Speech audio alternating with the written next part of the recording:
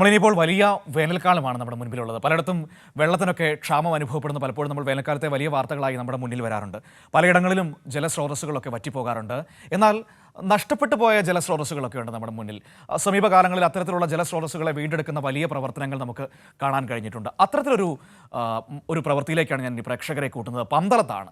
പന്തളം വലിയ തോടിനെ പുനരുജ്ജീവിപ്പിക്കാനായി ഡിവൈഎഫ്ഐ രംഗത്തിറങ്ങിയിരിക്കുകയാണ്. വീണ്ടെടുക്കാം വലിയ തോടിനെ, കൈകോർക്കാം തെളിനീരിനായി എന്ന മുദ്രാവാക്യം ഉയർത്തിയാണ് ഡിവൈഎഫ്ഐയുടെ ശുചീകരണ പ്രവർത്തനം. മാർച്ച് 2-നാണ് ഒരു നാട് മുഴുവൻ ഒരു തോടിന്റെ സംരക്ഷണത്തിനായി കൈകോർക്കുന്നത്.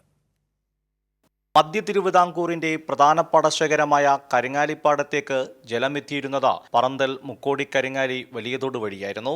ആലപ്പുഴ ജില്ലയുടെ ഭാഗങ്ങളിലേക്ക് പരന്നു കിടക്കുന്ന പെരുവേലിച്ചാൽ പാടശേഖരങ്ങളും ഈ വലിയ തോടിനെ ആശ്രയിച്ചായിരുന്നു കൃഷി ഇറക്കിയിരുന്നത്. എന്നാൽ ഇപ്പോൾ വലിയ തോട് മാലിന്യം കൊണ്ട് നിറഞ്ഞിരിക്കുകയാണ്.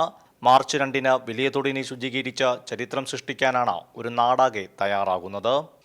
മാലിന്യമുക്ത കേരളമെന്നുള്ള ഗവൺമെൻറ്റിൻ്റെ പ്രഖ്യാപിത ലക്ഷ്യങ്ങൾ നടപ്പാക്കുന്നതിന് വേണ്ടി ഈ പറന്തൽ, കരിങ്ങാലി, വലിയതോട് ശുചീകരിക്കാനുള്ള തീരുമാനമെടുത്തു.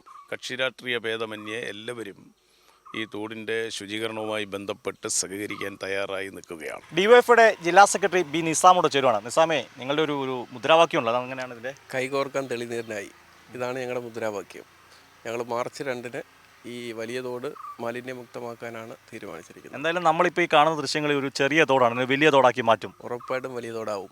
ഇതാണ് ഇപ്പോൾ എനിക്ക് ഈ ചുറ്റും കാണുന്ന ആളുകളെ കാണാം. ഒരു നാടിൻ്റെ ഉത്സവമാക്കി മാറ്റാൻ പോവുകയാണ്.